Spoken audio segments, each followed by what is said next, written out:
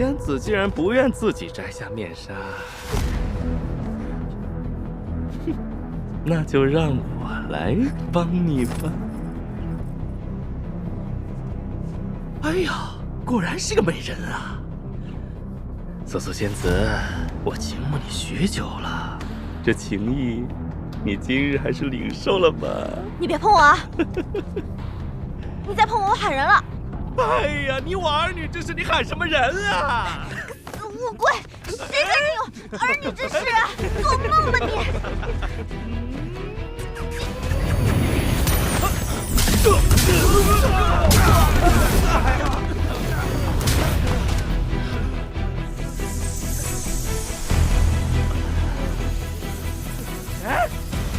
谁敢偷袭我？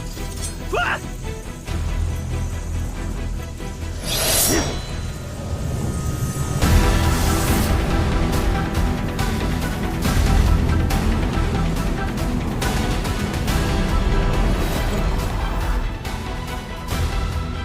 你是何人？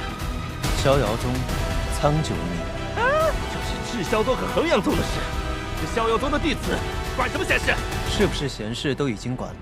你若不服，不妨拿剑来说话。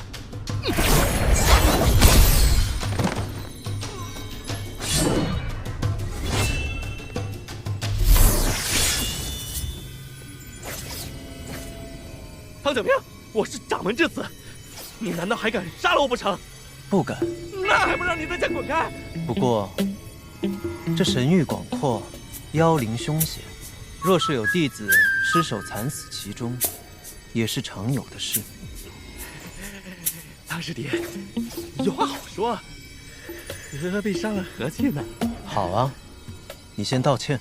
对不住，我方才不该拿暗器偷袭你。我是说，让你向这位苏苏姑娘道歉。苏苏仙子，是我癞蛤蟆想吃天鹅肉，您大人有大量，请苍师弟高抬贵手吧。算了算了，他是岑掌门的儿子，拿他没办法的。求你了，放我一条生路吧，锁妖囊也还给你，苏仙子。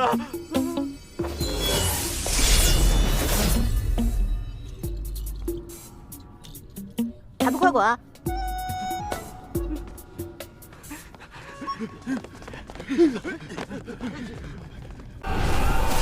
如今三界，仙门为真，人界次之，妖魔驱魅。只因魔神万年之前陨落，吾等魔界群龙无首。妖魔怎么越打越多呀？荒原太大了，我们人手不够啊！北边这里需要帮助，南边那边又出了一大团妖魔，怎么办啊？招摇掌门，东边的符石设置好了，不慌。东边战线的门派往左右分散支援，整体战线往北方射移。这边的符石已经设置完成了。好。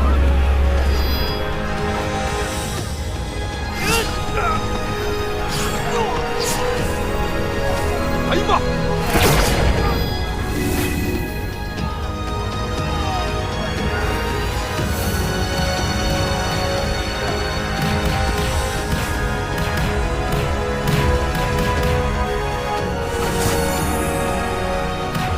我们的目的是布下警戒金铃，不要被妖物打乱节奏。各门派都坚守一块，警戒金铃就快要设置完成了。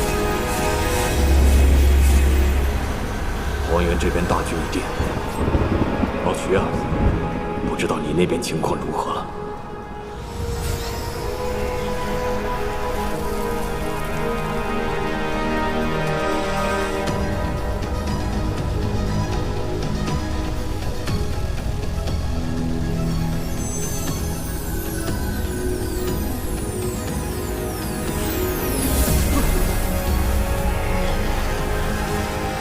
走了，他们要逃出去了。是师傅的剑，师傅到了。师傅，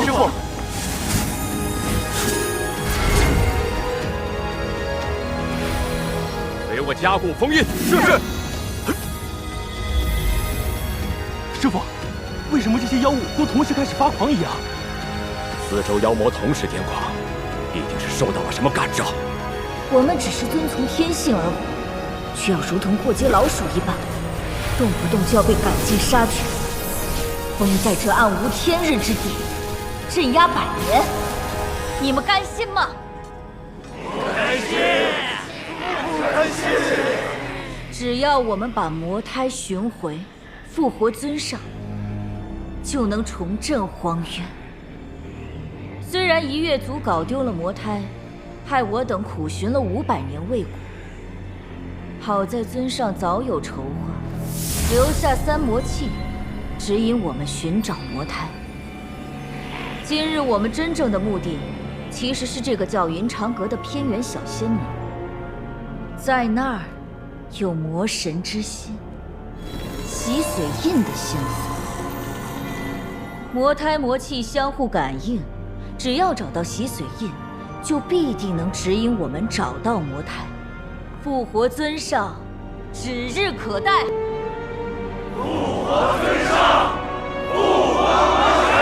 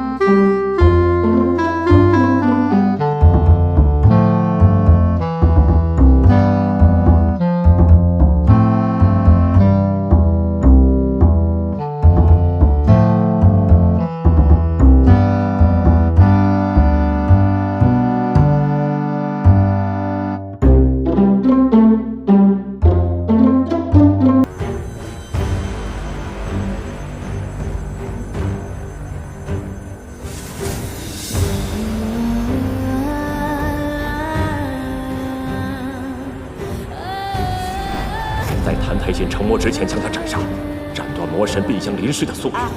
你把他抬起来。谭太监，这真的是一个人，你不会死。究竟什么是心？只有你活着，才能有更多的人活下来。看到了他。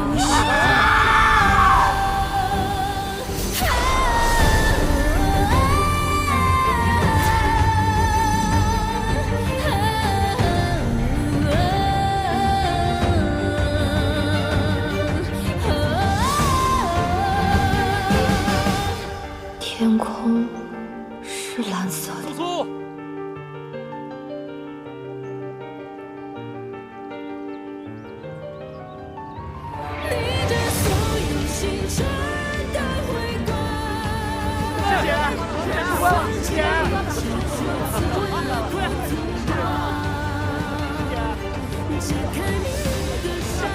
我回来了，我做到了。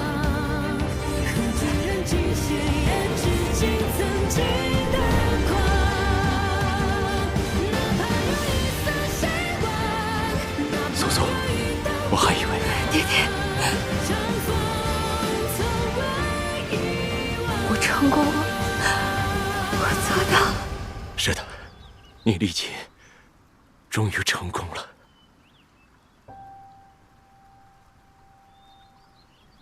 丽劫？对，你的劫雷虽不知为何没有劈落下来，但你命中这一劫，算是平安度过了。劫雷不是已经打落了吗？爹爹，我说的不是雷劫。当初你和赵幽伯伯用过去镜，过去镜，逍遥宗的镇派之宝啊！那面镜子我们何时用过呀？是了，我已成功将魔神降临的宿命斩断。爹爹他们未必知晓，用过去镜送我回到500年前的事。苏苏，莫不是这10年闭关给你闭糊涂了啊？我闭关了10年。你真不记得了？10年前你突然无火自燃，陷入沉睡，今日才苏醒。所以，如今世上没有魔神，没有同悲道，也没有旷世劫难，对吗？对。太好了，太好了！你安然无恙，真的是太好了。萧凛，我一直盼着你能够醒来。不，现在我回来了，应该叫光影师兄。多谢大师兄。苏苏，进屋，走，我们回家去。苏苏，为何你同我如此生疏？老徐啊，苏苏已经出关了，你这悬了10年的心，终于可以放一放了吧？唉，苏苏这次出关也是有些蹊跷，修为不进反退，不知发生了何事。你若有空，替他算上一算。啊，对了，荒原那边处理的怎么样了？这次前来就是为了此事，警戒金陵已经排布妥当，那群妖物暂时是没有办法再兴风作浪。不过话说回来，这次独夺，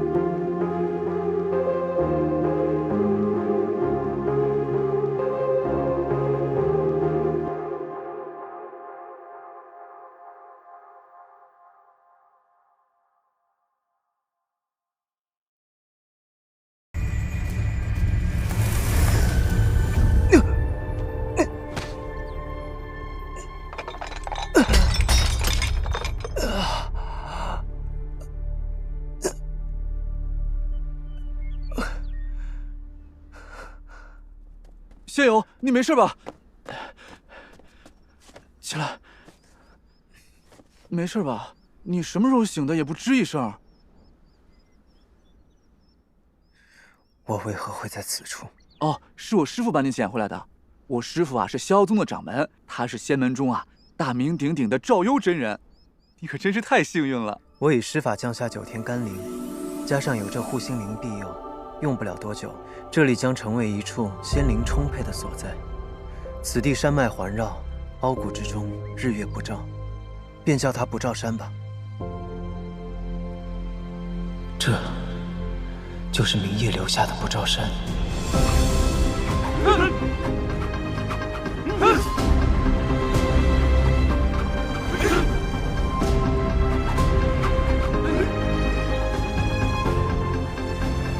小子，你醒了，都不感谢一下你的救命恩人吗？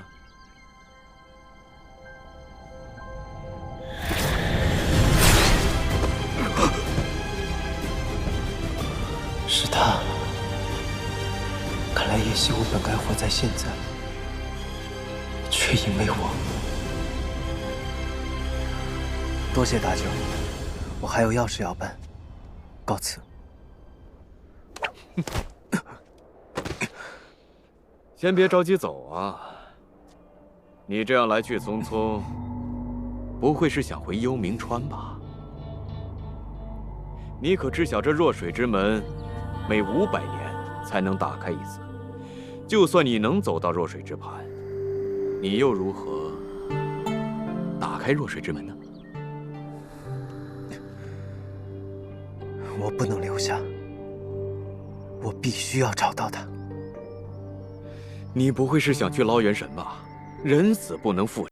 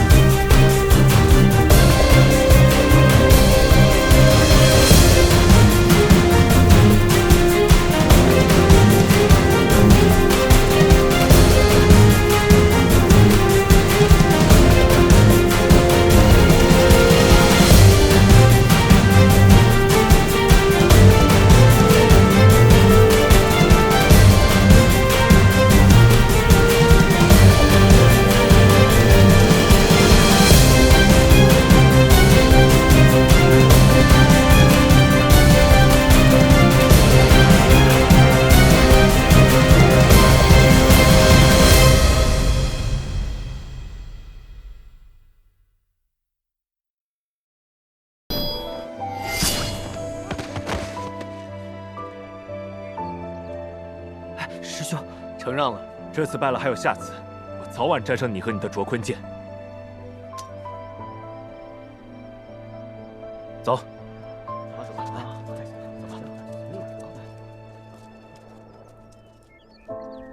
澹台殿下离国去都，到我圣国做客，是为了2国邦交，我们当。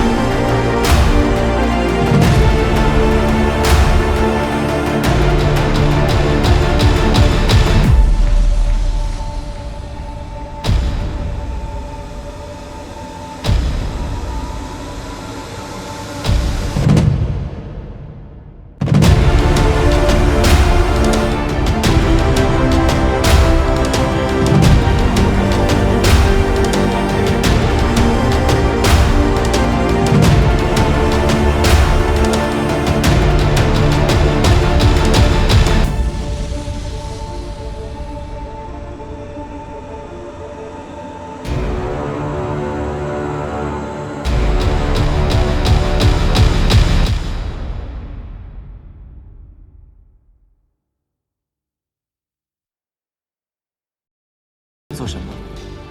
此事就与陛下无关了。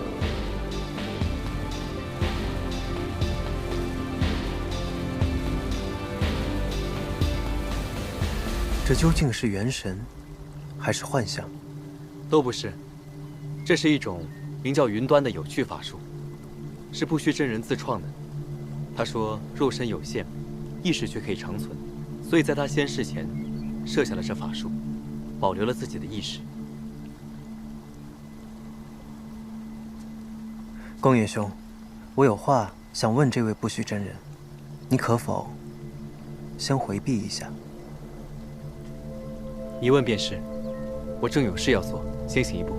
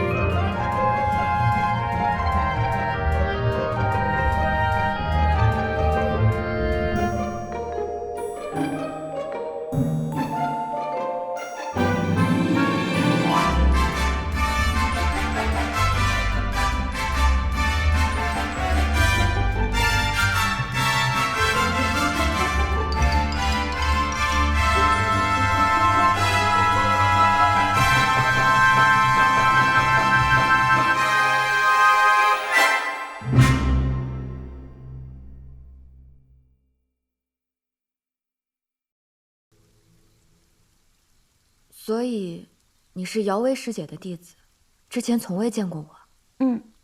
我自拜入师门就听说咱们衡阳宗有个无垢灵体的小师叔，可你一直在闭关，只能看见那朵雷云，好奇死我了。可是刚刚看见你，不知道为什么，总觉得好生眼熟啊。这位师侄，你叫什么名字？我叫月牙。小师叔叫我名字便好，或者叫我小月牙也行。你叫月牙？对啊，小师叔，怎么了？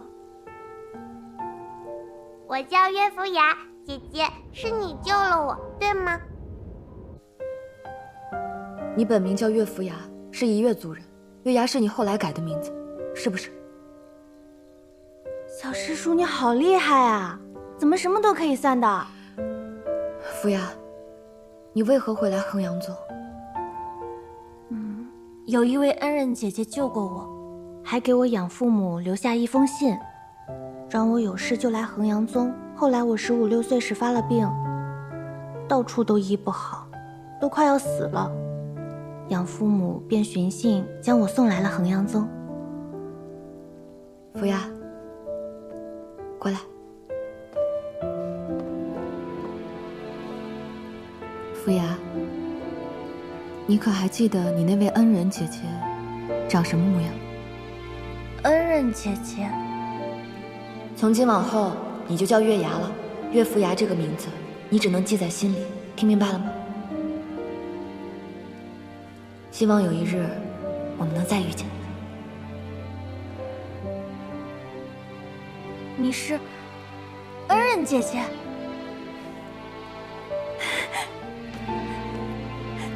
恩人姐姐，这一切并非一场幻梦，有的人兜兜转转还能重复，南宫姐姐，有的人刻骨铭心，却无缘再见。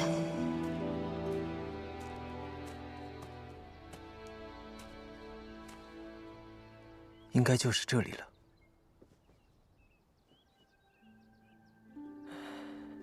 不照山向东10里的村中，有一位盲眼老妪。这15年来，她每日都会站在村口，风雨无阻，从昼到夜，等一个人。娘，智儿回来了。我的智儿，我没听错吧？智儿，是你回来了吗？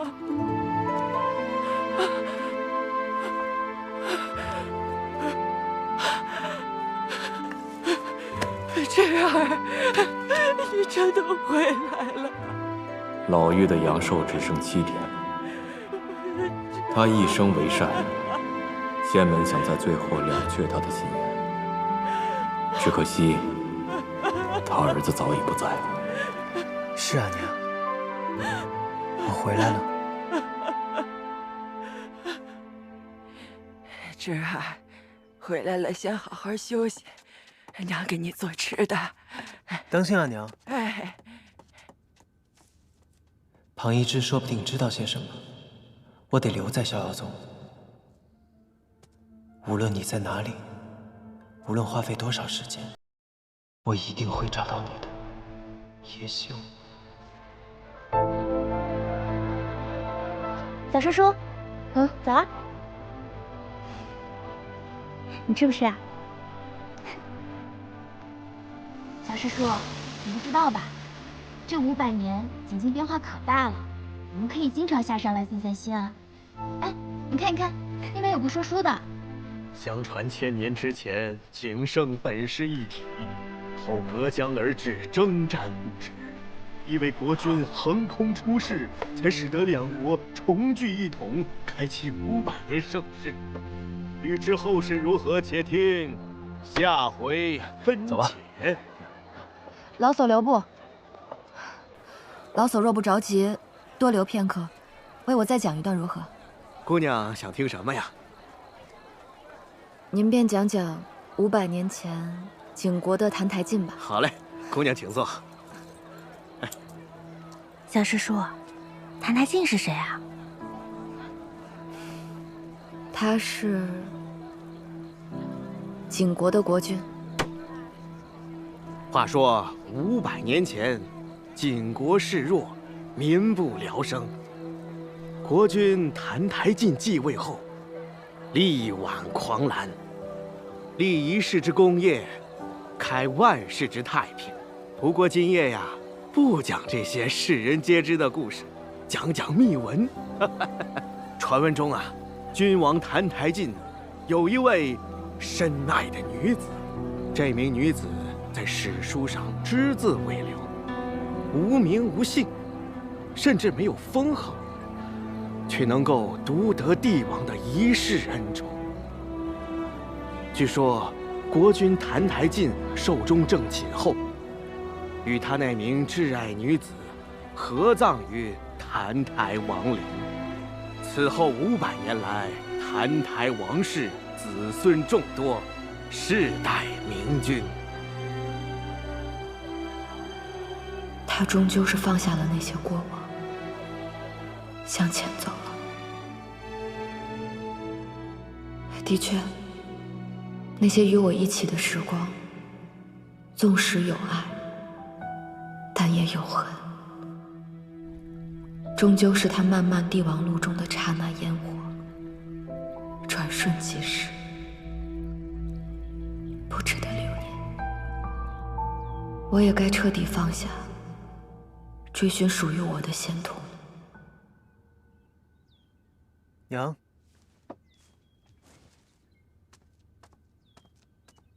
娘，这天刚刚亮，您站在这里做什么？是什么时候了？刚到卯时。不对，不对，我说的是到春分的时候了。院前有一棵小梅花树，对我很重要。你去帮我看看开花了没？是早已枯死了。这树种下10年了，每年我都期待着它开花，可10年以来，我都未曾如愿过。人活着最痛苦的事情便是有回忆无法解脱，如同我被困在幽冥川之中，日日接受弱水冲刷，痛彻心扉。要让婆婆如愿，便要想办法让她从过去中解脱。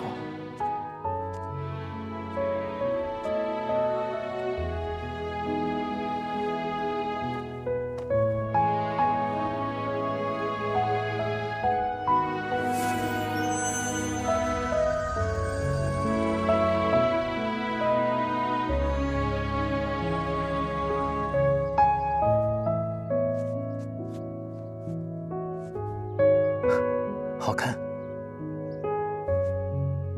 娘。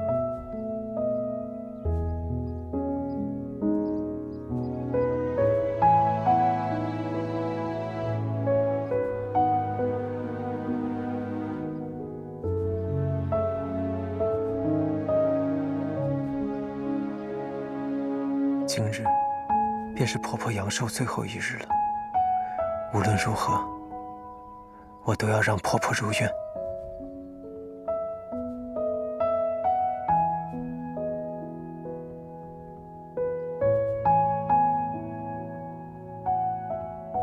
侄儿，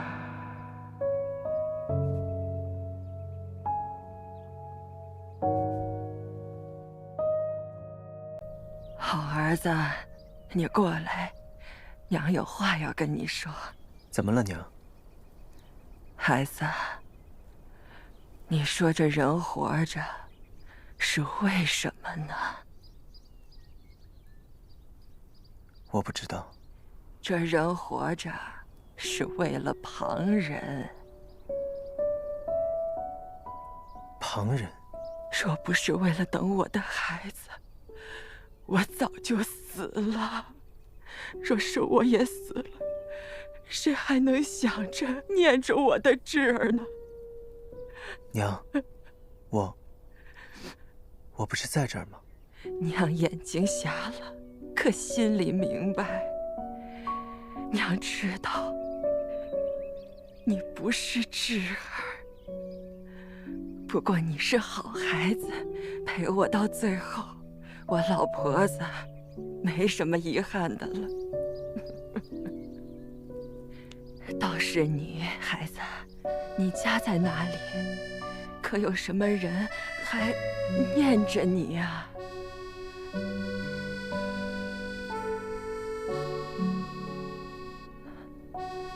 没有，我自有丧母，父亲赠我入骨。我身边的人，牵挂的从来都不是我。不过，我有一个妻子，她护过我，救过我，她一心都想教我做个好人。那你如今做了好人了吗？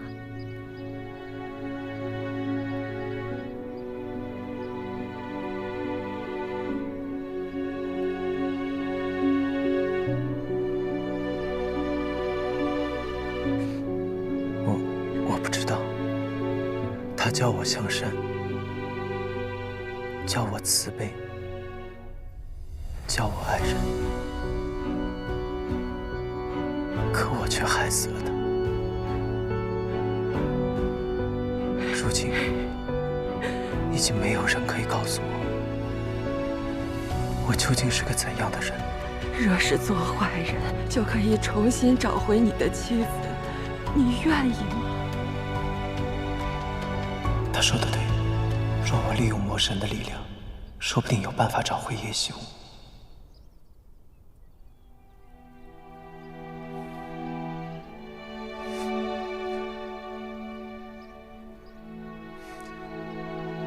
不，这么做他会不高兴的。这就对了，孩子。你若是真心的想念你的妻子，便就该叫她如愿，你明白吗？何为如愿？孩子，你看看这周围梅树是不是开花了呀？这树啊，本是侄儿临走前栽种的。他说：“阿娘，等梅树开花的时候，我就回来了。我时常浇灌着它，就是希望有朝一日，侄儿回来的时候，梅树还在，侄儿就不至于因为我老迈而感伤难过了。”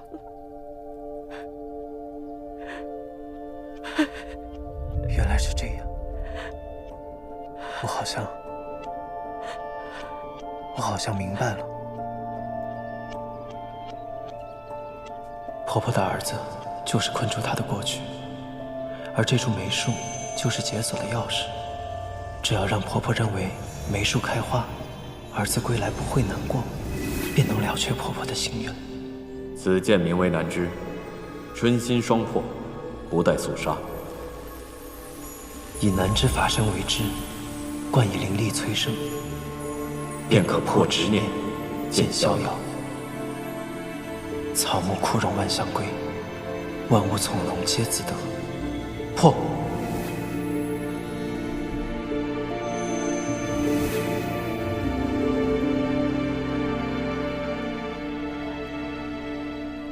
娘，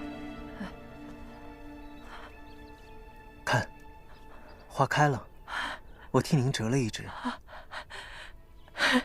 谢谢，你是个好人。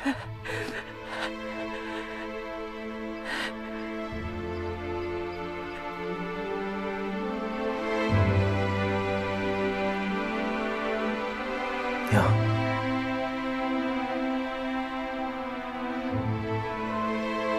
婆婆，此生您以功德圆满，来世定会多有福报。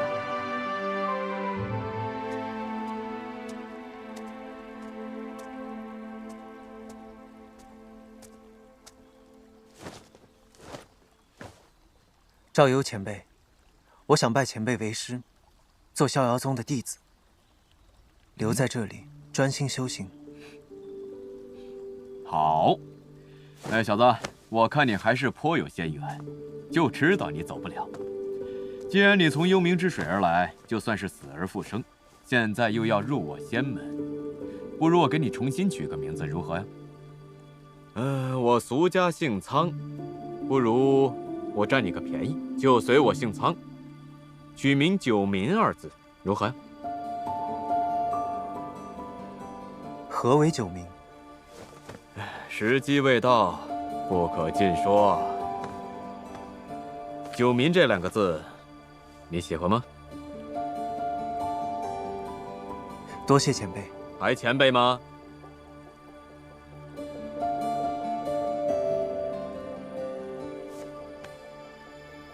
多谢师父。好，好徒儿。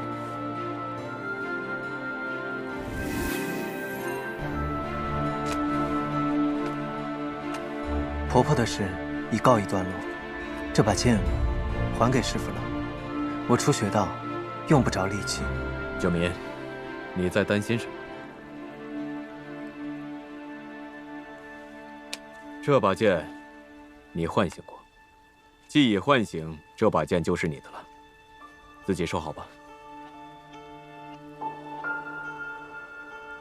来，我带你看看我们的逍遥宗。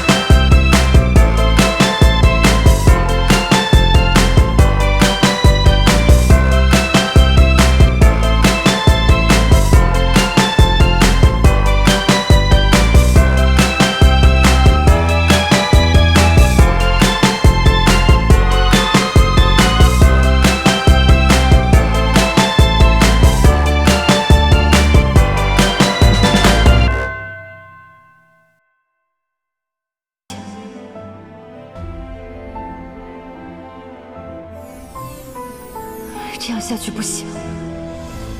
我喜欢的人是你，不是任何其他的什么。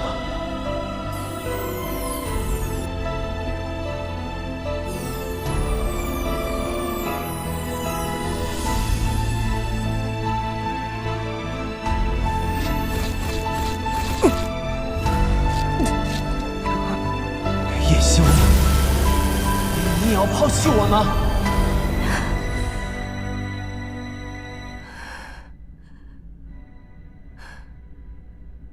我想忘掉澹台烬时，有那么一瞬间，功力好像变强了一些。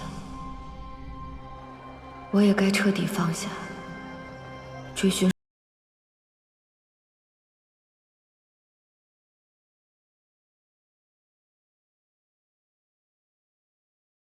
尽快顺势而为，转修无情道，恐怕待我修为散尽之时，天池之力也无法封住秦虎。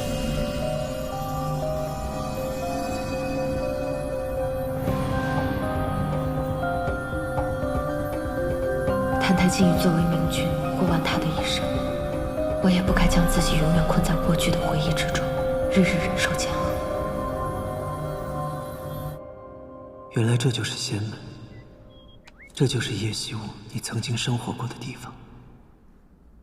叶惜雾，如果500年前我就能感受到这些，该多好！小师弟，小师弟，上次您走得匆忙，没来得及介绍。我是残海，你若遇到什么不便，只管找我就行。多谢师兄。这是残风。小师弟，你初来乍到，师兄给你指点指点。咱们师傅坐下，残海第2，我排第3。师弟你呢？凡是拜师入门，师傅都会取个新名字的。你叫苍什么？苍九明。哎，跟咱们的辈分不一样啊。苍是师傅的俗家姓氏，难不成你是他老人家的亲戚？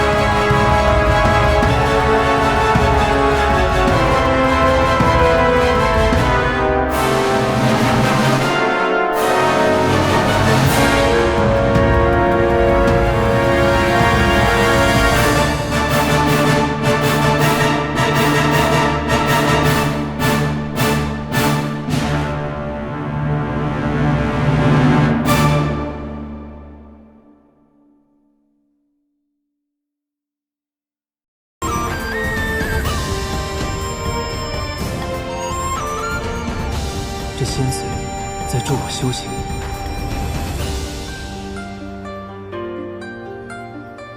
叶惜雾，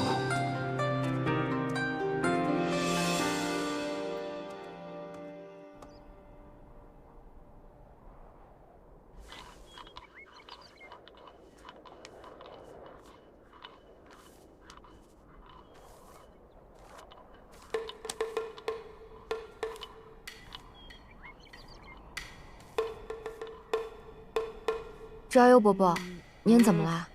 哎呀，我这个人吧，一见到有人板着张冷冰冰的老脸，故作深沉，就立马得喝点酒，不然浑身不舒服，还会跳眼皮呀。您的酒葫芦呢？我去替您打上一壶来。不用了，以后打酒这种小事儿就交给我那新收的。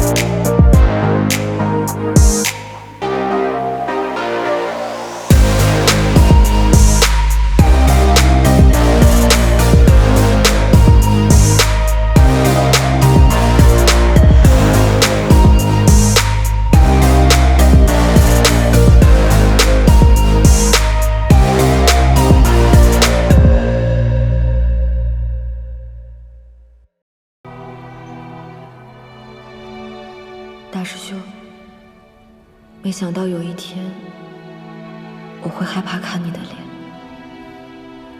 师兄，我正要谢你。从前我少不经事，行事痴傻，师兄不嫌弃我愚钝，时时照拂我，教导我。苏苏心中感激，不知该如何报答。苏苏，除了感激，你便没有别的话对我讲吗？我们的婚约，我待师兄之心，有亲，有敬，但别无其他。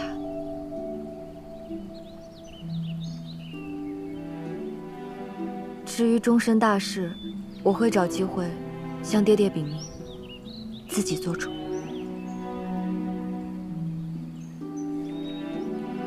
你果然不是过去的苏苏了。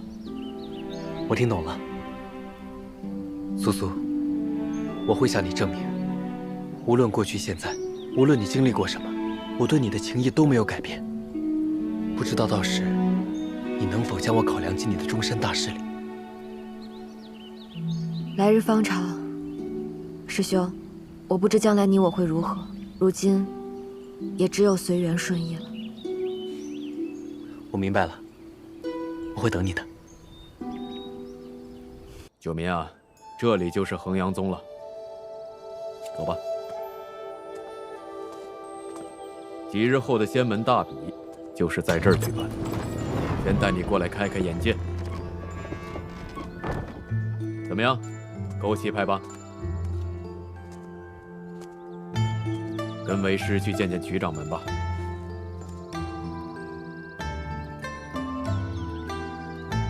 我给你介绍一下，我新收的弟子苍九民。是他，他和师父一样，都被身为魔神的我杀死了。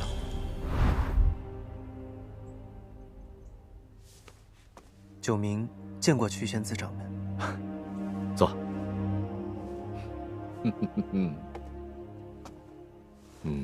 不错。赵优，你总算收了个平头正脸的好徒弟了，这真是你100年来最大的进步了。你这说的什么话呀？狗嘴里吐不出象牙来。九民，你这次来的不巧，我女儿黎苏苏啊，她前脚刚走，我这就把她给喊回来，你们见见。多谢曲掌门。只是九明自打进了逍遥宗，一心修行，无心旁事。如若有缘，下次再与苏苏姑娘相见吧。晚辈今日前来是有一事，劳曲掌门费心。好啊，那你说说看吧，看我能不能为你解答一二。500年前，我曾在圣国逗留，认识了一位朋友，相貌与前辈的弟子宫野纪无十分相似，不知这其中可有玄机？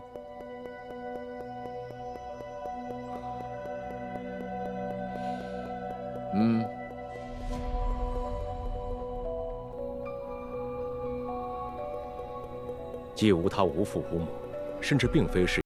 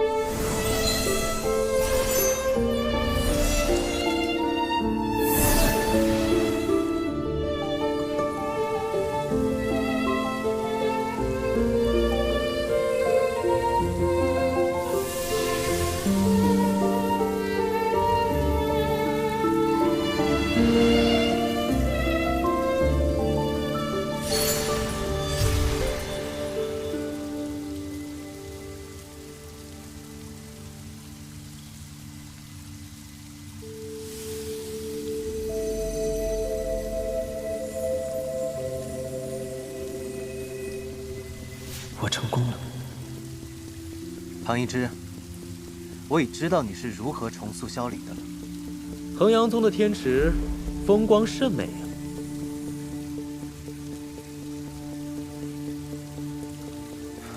衡阳宗曲掌门已经尽数告诉我了，你曾经问我要过一瓶心头血，这便是重塑萧凛的条件之一吧。其他的，即使你不说，我也会自己一一查个清楚。若想重塑已逝之人，仇人血，情人泪，逝者之发肤，最后还需在灵力最盛之地，开启聚魂法阵。叶惜武的情人泪、仇人血，皆在我身，这都不是难事。至于身体发肤，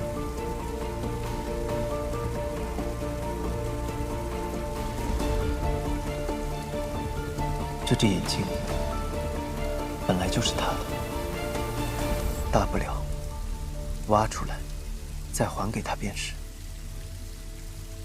还需要法阵，那聚魂法阵在何处可以习得？人死终究不能复生，施行此法有违天道，只是为了满足心中的一点执念。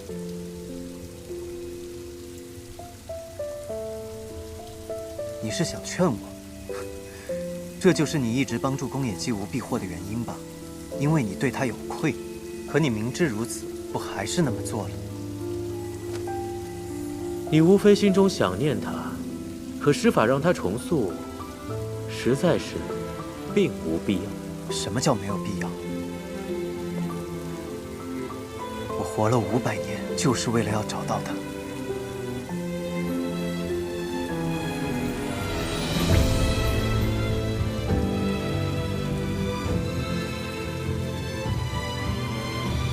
庞一之，你拦不住我。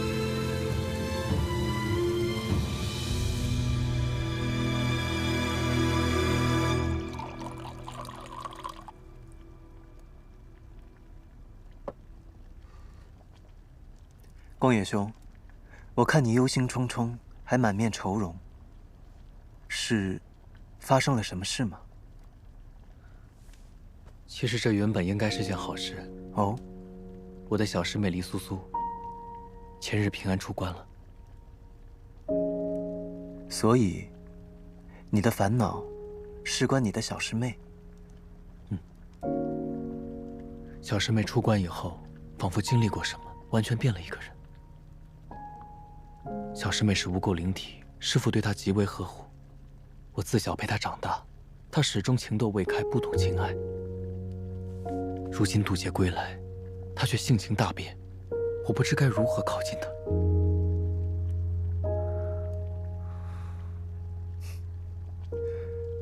宫野兄，别那么悲观。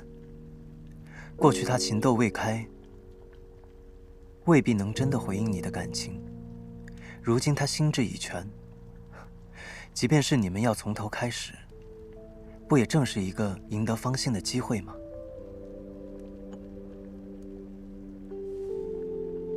不瞒宫野兄，我其实出生于500年前。500年前？是。我那时无情无爱，甚至感知不到常人的喜怒哀乐。直到有个人出现，这个人教会我什么是情爱、愉悦和悲伤。后来呢？后来，我终于能感受到他的心意了，却没能留住他，找了他500年。此人能令你挂怀至今，数百年不曾忘怀，定是你心中挚爱。九明师弟轻描淡写，可我想那应该是一段悲伤的往事，令你非常痛苦。情爱多生忧怖，我还是慢慢来吧。反正10年都等了。其实不瞒你说，我觉得与你分外亲近，在你面前我无需忌讳。想说什么都能直说无妨。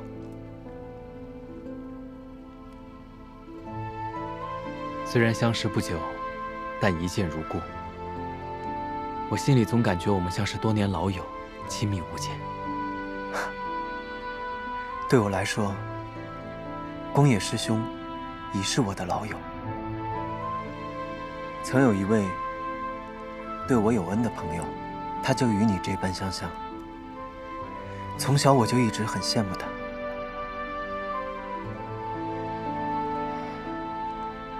模仿他，想像他那样活。如今，我拜入仙门，学习仙法，交你这样的朋友。也许，我真的有了能像他一般活着的机会。我很珍惜。我却觉得与九名师弟为友，亦是我之幸。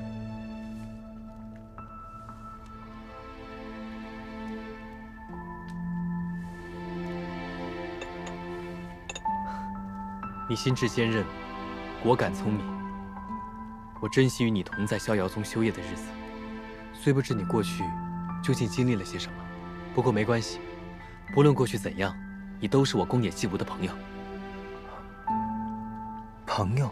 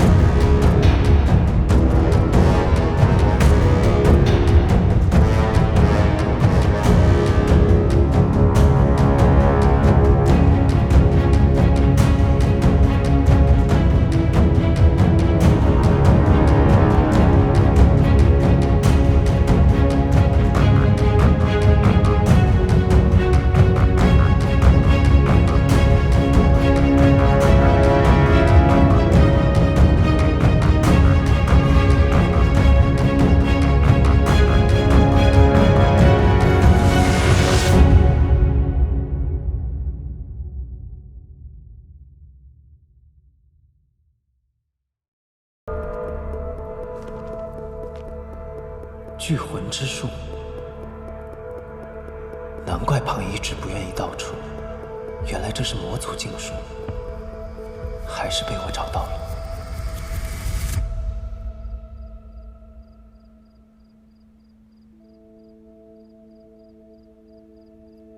如今无情道修习的进度，赶不上法力消散的速度。况且想修成无情道，也不是一朝一夕之事。看来肉身封印邪果不是长久之计。也许那本魔雷编词里可以找到其他方法。万事逐流去，也顺随也蹉跎。不必岁月长，心事更无从说。众生夕阳外，落笔竟无措。只敢问春风如何。这下法阵的炼成方法都背上了。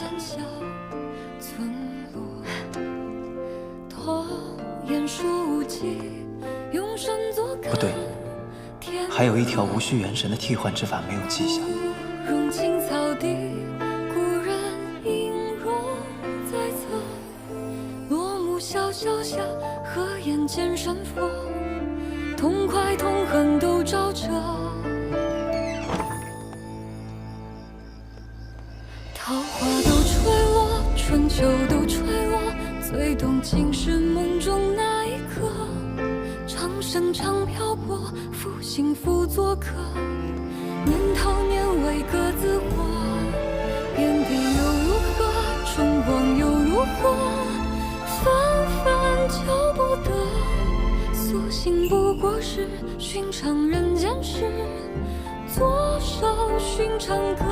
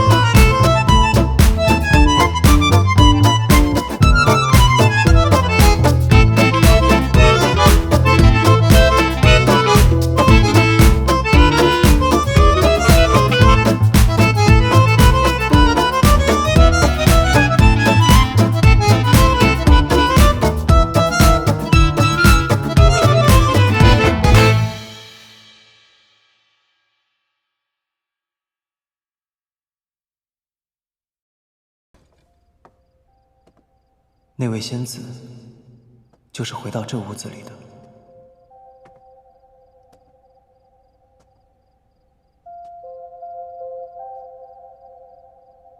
冒昧叨扰，对不住了。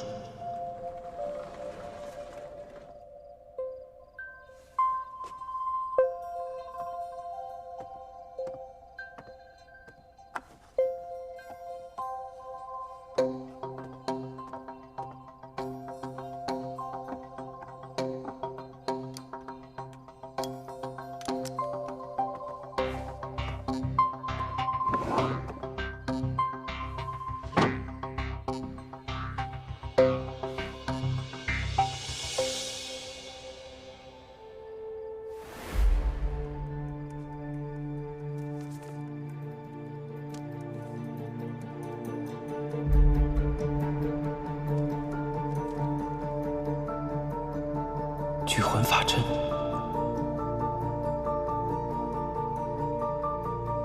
此阵需以逝者元神为引，若无元神，可用无垢灵体鲜血一滴，可招魂聚魄。招魂聚魄，无垢灵体的鲜血。小师妹是无垢灵体，师父对她极为呵护。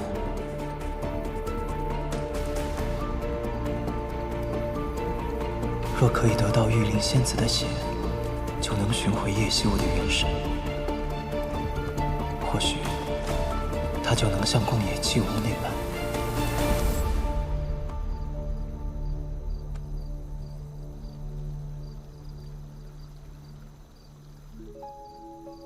这天池，只是一看到月亮圆了，我便想家了。那附近也有一片湖，到了夏天，湖水又清又凉。我就躺在湖边看星星，草丛里还有萤火虫飞来飞去。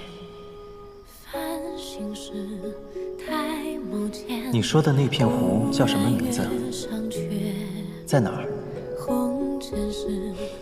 在很远的地方，以后有机会我会带你去的。如今我已经在这里了，可惜你却不在。始终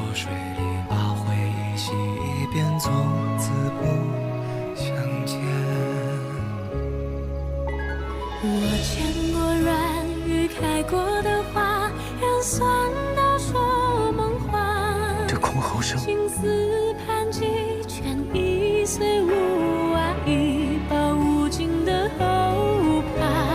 我经历万千时光走马，独行过一瞬悲哀呀。死去了方才是怎么回事？是邪鬼？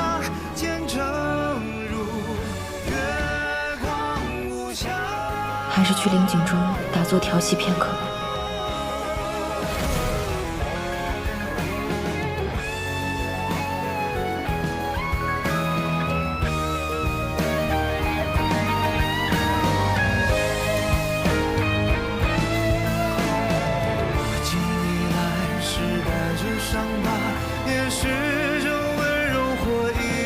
是啊，怎么可能是他？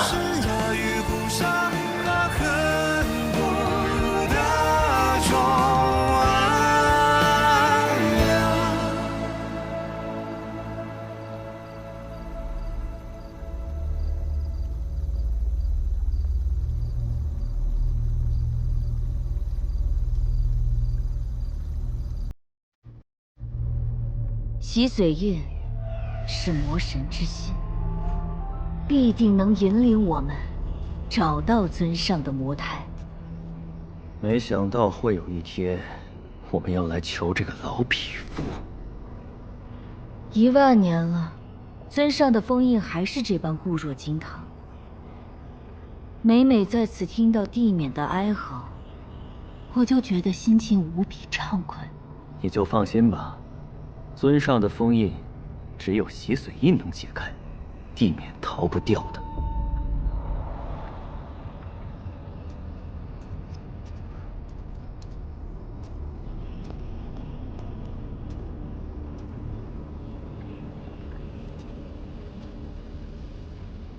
10000年了，你们一次都不曾踏足此处。今日来此，所谓何事？客套话就不多说了。地冕，你已出皇夫妻多年，知不知道神族加固的封印该如何解除？有求于我，是不是先要把事情缘由说明白？这500年间，我们虽然没找到魔胎，却偶然发现洗髓印被封在上清神域里。可洗髓印必定有神族封印所护，我们无法轻易取回。所以，现在你们找到了进去的方法，再从我这得到解封之法，好让你们拿回洗髓印。按手续请求为成果。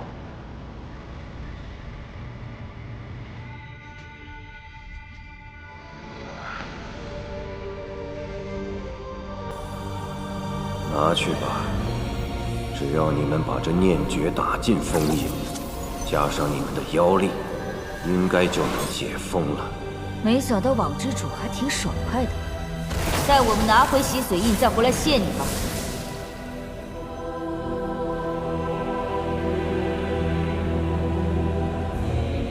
终于有人替我去找洗髓印了。只要念诀能打进封印，我就不用再留在这鬼地方了。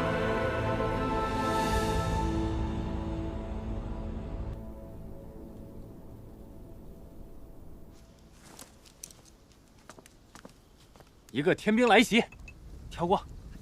哎，你不要，我要。一个女娲4英。这个呀，是吧？你们这是玩什么呢？这牌叫魔神杀，可好玩了。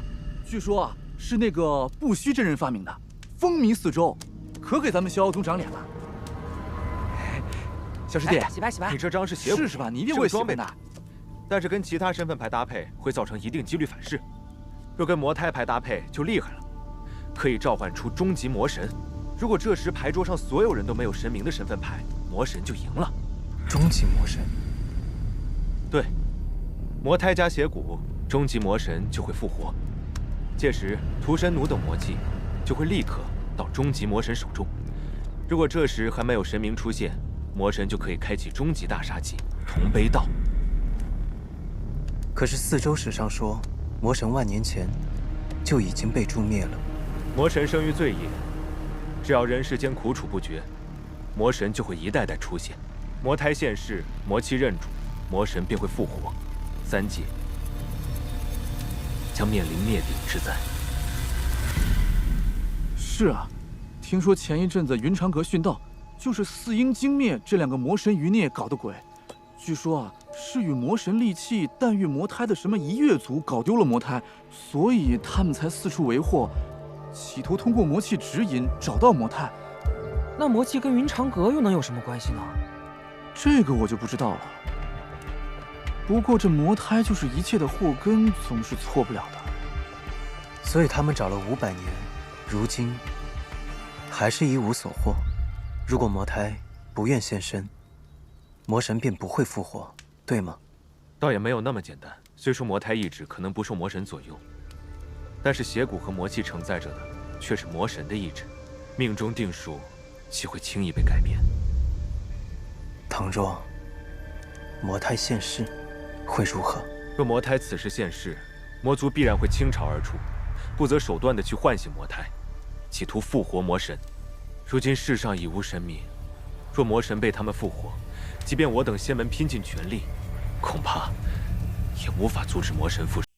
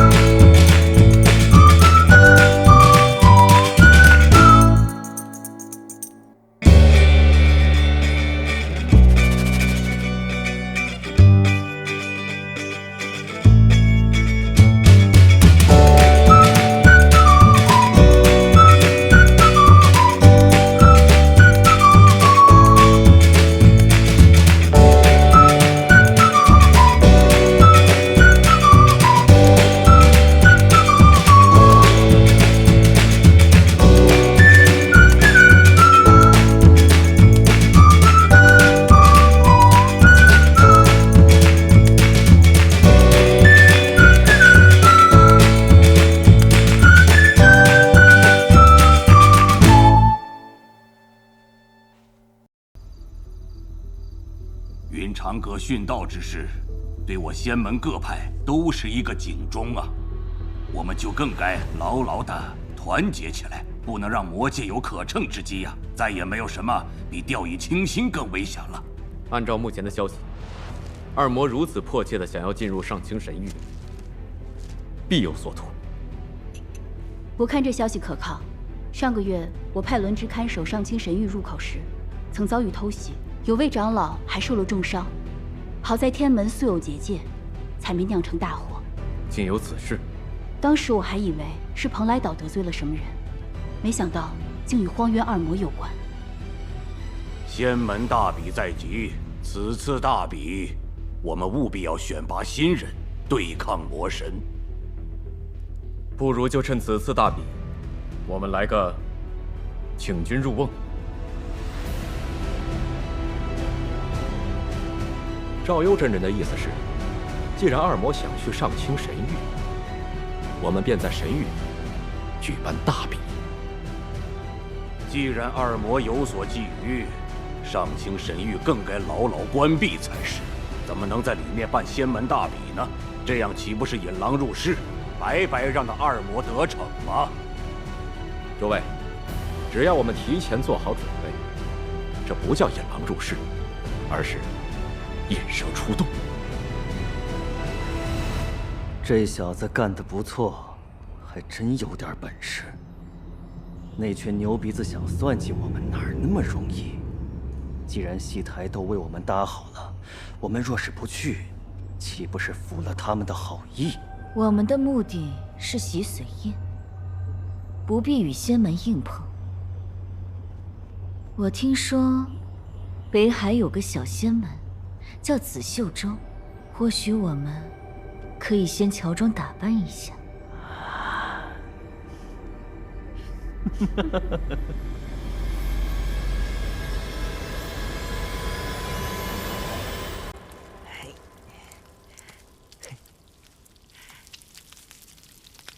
师弟啊，这是老传统了，每次跟师傅来衡阳宗都要吃这个长色山烤鸡。这山中啊，灵力充沛，吃了很补的。沿着这个方向一直往上飞，就能抵达当年神明所居的上清神域。上清神域。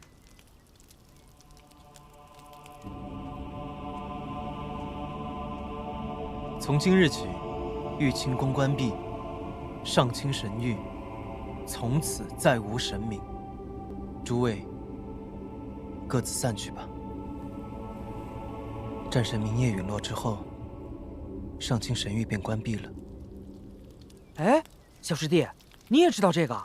咱们仙门呀，就是继承诸神的遗志所创的，素来以除魔卫道为己任。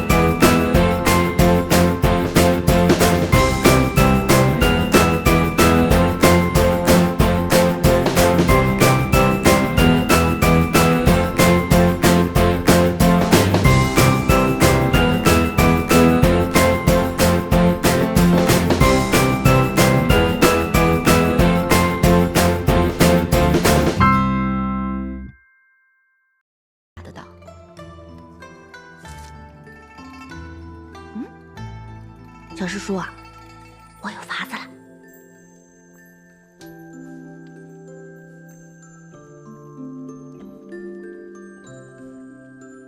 别动。你做什么？好了。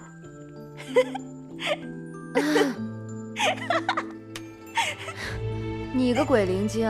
小师叔，明日你可以放心出门啦。至于别的，交给我就行。你又有什么鬼主意啊？我有一块带法咒的胶香，戴在脸上，面目就会变得模糊起来。到时候我就假扮成你，收拾那些登徒子，让他们长长教训。我看你就是想故意捉弄他们，自己寻个开心罢了。好吧，点到为止，不要过了火。好，保证不会。放心吧，小师叔。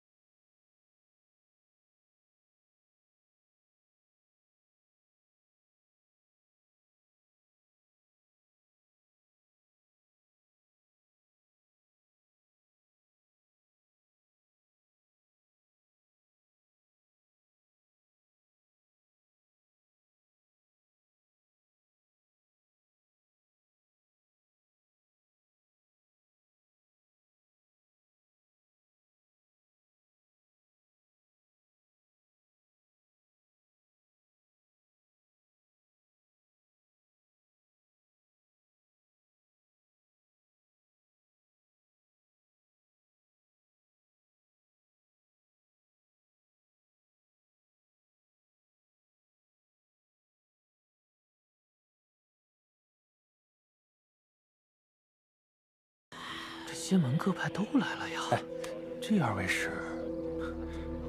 二位仙友，我等是山海盟的散修，不知你们来自何门何派？我们是紫袖中北辰真人门下弟子。紫袖中，是北海的一个小仙门。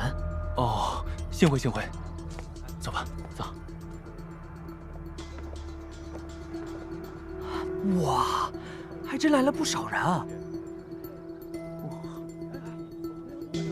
快看，衡阳宗的人来了，看来比试也快开始了。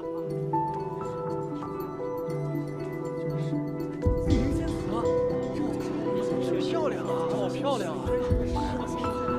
这就是玉灵仙子啊，也没传说中那么好看嘛。她那面纱有法术，你能看清楚啥呀？我估下，她就是李素素。仙子能一睹芳容喽。只要能问她借到一滴血，那叶惜乌便可以。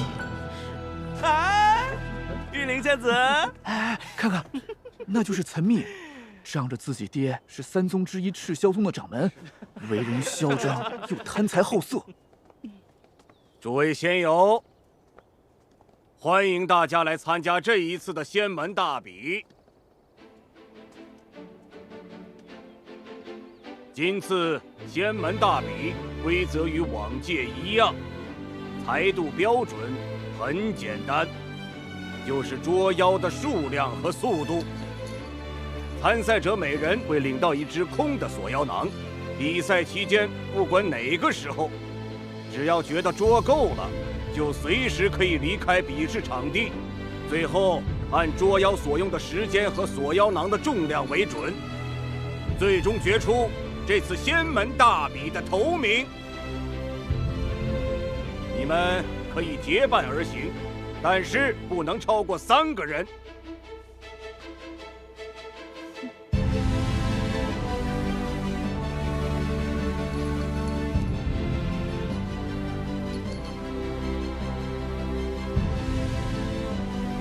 时辰将至，诸位准备出发吧。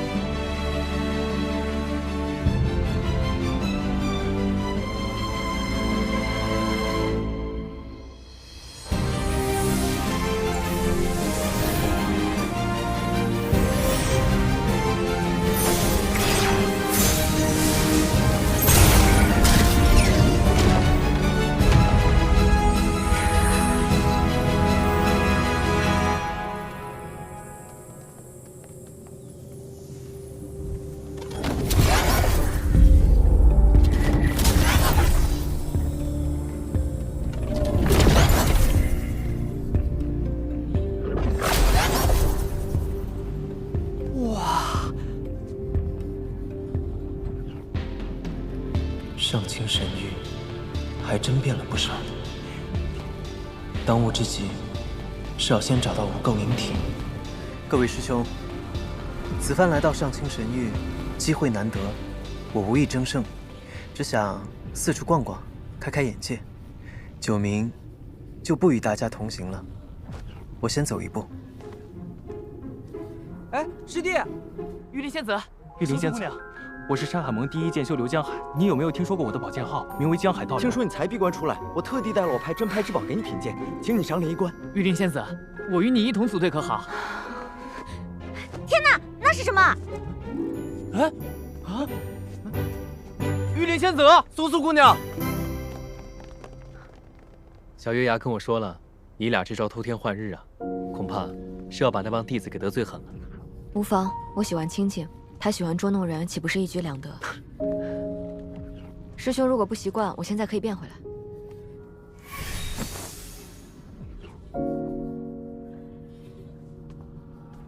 对了，苏苏，今年的大比，我不能与你同行了。你刚出关，也别太勉强自己。放心，我就走走，散散心。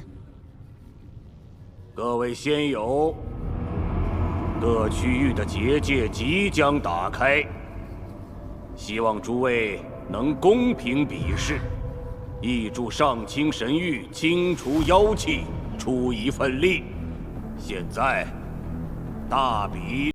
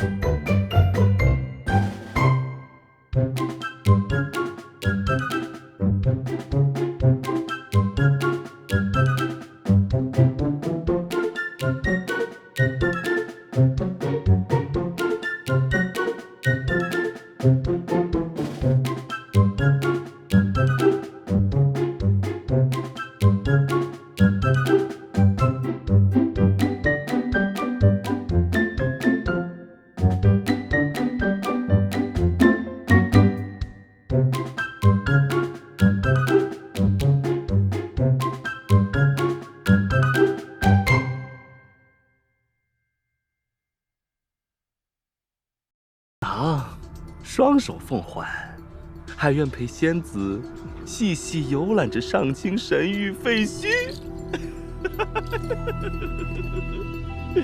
堂堂赤霄宗岑掌门，怎么生出你这个没皮没脸的家伙？臭不要脸！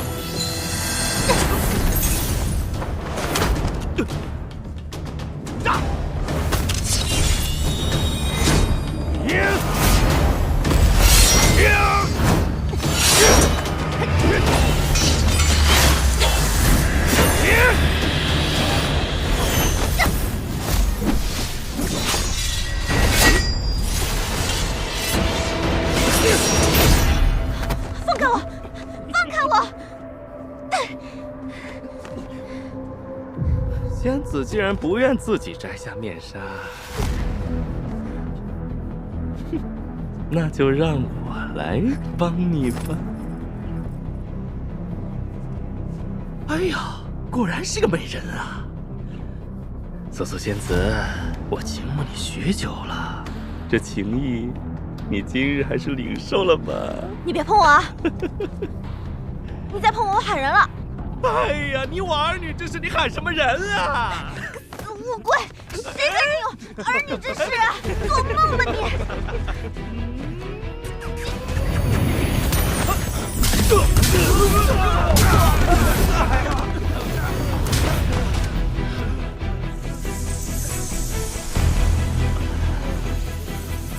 哎，谁敢偷袭我？出来！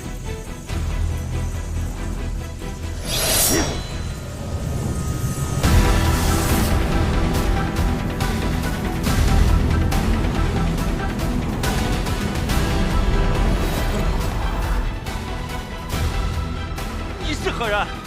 逍遥宗苍九明。这是赤霄宗和衡阳宗的事，是逍遥宗的弟子，管什么闲事？是不是闲事都已经管了？你若不服，不妨拿剑来说话。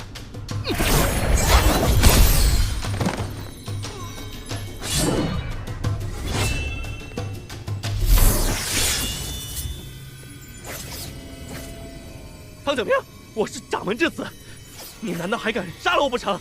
不敢。那还不让你的剑滚开！不过，这神域广阔，妖灵凶险，若是有弟子失手惨死其中，也是常有的事。苍师弟，有话好说，何必伤了和气呢？好啊，你先道歉。对不住，我方才不该拿暗器偷袭你。我是说，让你向这位苏苏姑娘道歉。苏苏仙子，是我癞蛤蟆想吃天鹅肉，您大人有大量，请苍师弟高抬贵手吧。算了算了，他是岑掌门的儿子，拿他没办法的。求你了，放我一条生路吧，锁妖囊也还给你，苏仙子。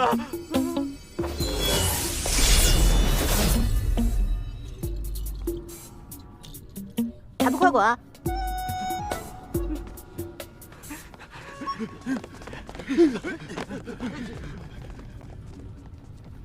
苏苏姑娘，拿好了。多谢。你叫苍九明，谢谢你刚才救了我。方才你使的可是逍遥宗的剑意绝学，我还是第一次见到呢。不知你师从何人？苏苏姑娘不必如此，不过举手之劳而已。在下师从赵幽真人。我听师父提起过，说赵幽掌门新收了位小徒弟，修行天赋惊人。原来说的就是你啊！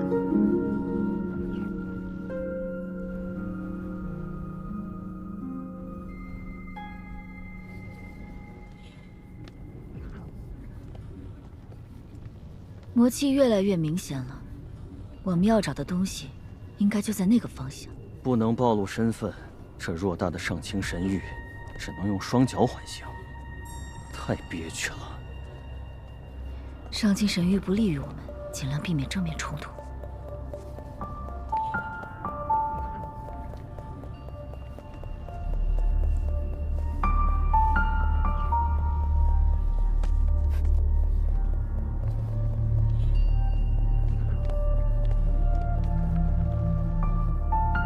这是紫袖州的打扮。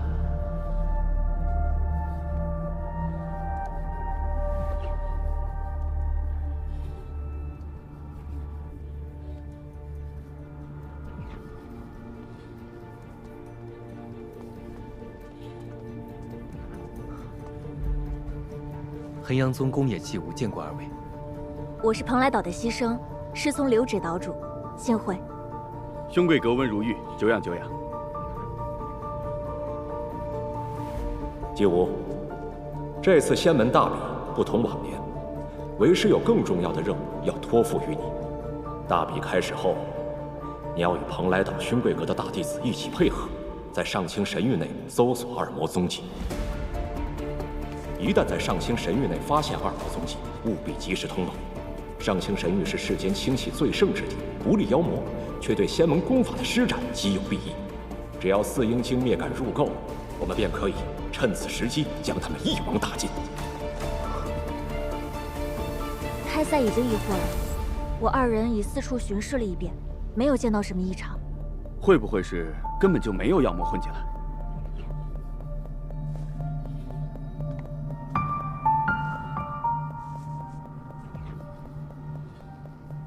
若他们改容易装，扮作仙门弟子的模样，恐怕不太容易被发现。对了，苍九民，嗯，你在衡阳宗住的这阵儿，可曾见过我？不曾见过，只是有所听闻而已。我这李代桃僵的鬼点子，真是一招臭气。若我食言以告，苍九民会不会生气？苍九民，嗯，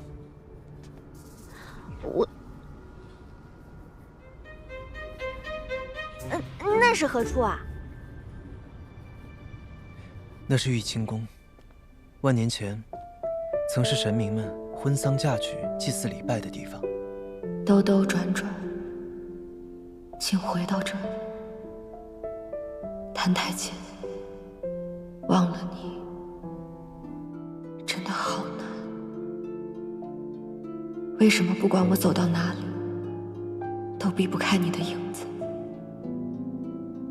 明夜，我想问你，你有没有哪怕只是一点点，哪怕只是一刹那，喜欢过我？明夜，你曾经为了对抗魔神，守护天下苍生，放下了桑酒，你是如何做到的？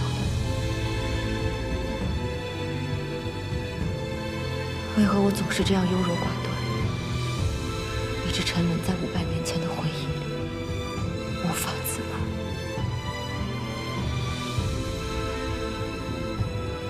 明夜，你与桑九阴阳两隔，我与叶希雾亦是如此。李姑娘，在下有一事，想请你帮忙。嗯。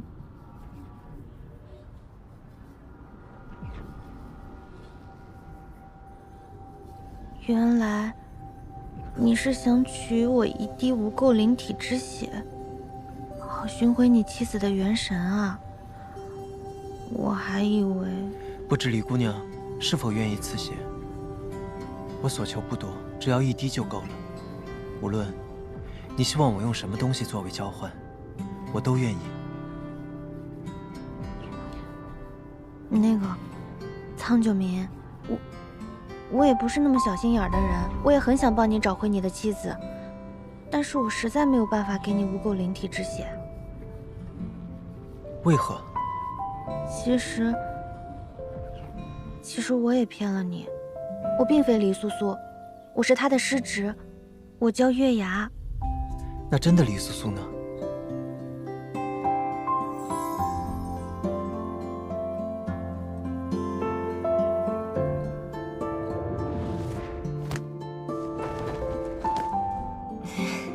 要不你也尝一个吧。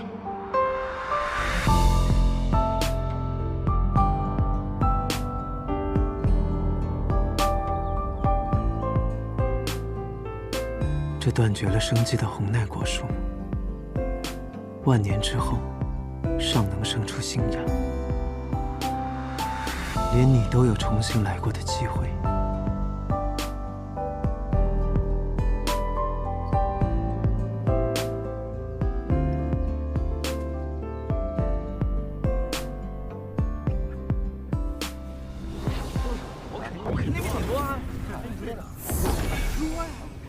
大师兄，不等九民吗？放心吧，他比你更强。我们先回去吧。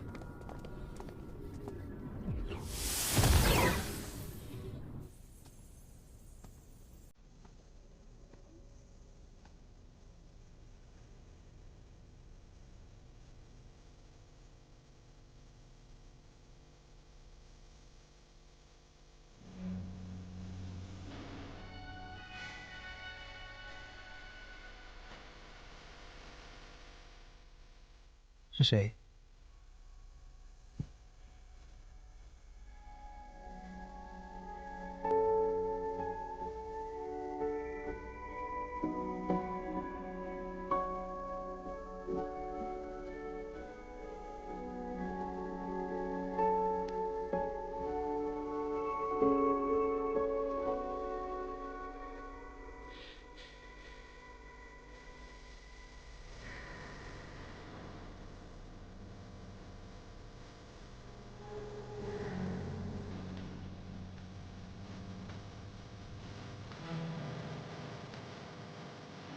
叶希武，